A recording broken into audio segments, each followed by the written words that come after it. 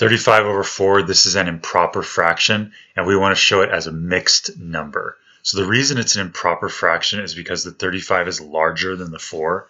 That makes it improper. So the way we make it a mixed number is we ask ourselves, how many times does 4 go into 35? And we can do long division if we want. So 4 goes into 3 0 times. 4 goes into 35 8 times without going over. 8 times 4 is 32, and we have 3 left over. So this 8, that's how many whole numbers we have. That's how many times 4 fit into 35. And this 3 is how many we have left over. So we have 3/4 left over. So this 8 is how many times 4 goes into 35.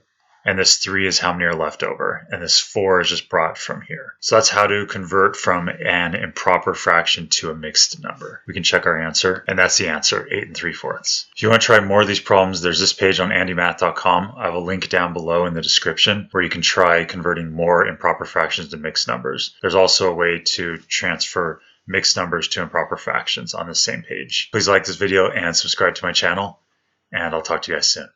Bye. Andy Math.